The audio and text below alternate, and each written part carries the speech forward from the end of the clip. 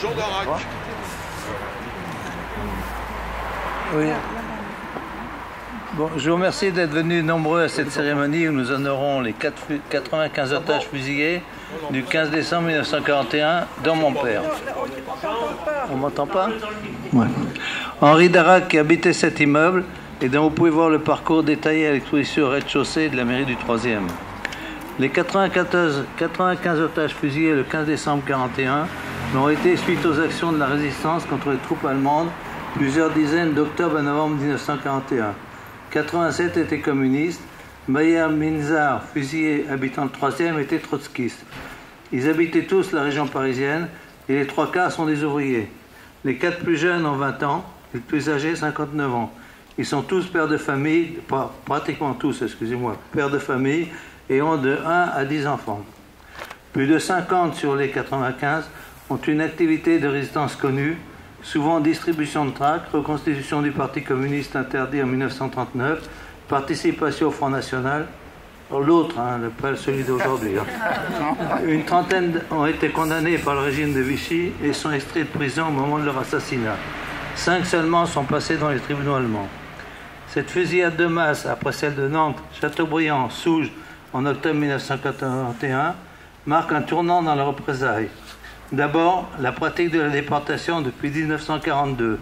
Ensuite, la fusillade de juifs extraits du camp de Drancy. Ils sont une cinquantaine. Dans le 3e arrondissement, il y a Una Kessmann, Israël Jakubowicz, Schlusmich Kornblum et Meyer Minzar.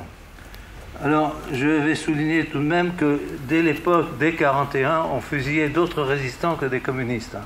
Maintenant, il se trouve que Hitler avait décidé, pour ces fusillades de masse, de ne fusiller pratiquement que des communistes, parce que le général de Gaulle avait dit qu'il n'approuvait pas les attentats. Par contre, le général de Gaulle avait dit, si les Allemands sont tués, c'est bien fait pour eux, parce qu'ils sont là. Ils n'ont qu'à pas être là. Bon, ces fusillades avaient pour but de faire peur aux Français, afin qu'ils ne s'engagent pas dans la résistance. C'est le contraire qui s'est produit. L'armée allemande ainsi que le gouvernement de Vichy sont d'accord sur cette analyse et les stoppent, tout en continuant plus discrètement la répression. Otto von Struminger, dépressif au début 1942, est remplacé par son cousin Heinrich et la répression passe de la Wehrmacht à la police, qui a fait la même chose. La Wehrmacht, la police allemande a fusillé en août 1942 des fusillades de masse et elle a recommencé.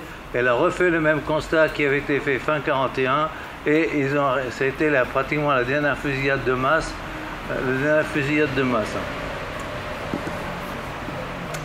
Je vous remercie. Garde! Ça a été enregistré, ce serait dans le blog. Comment?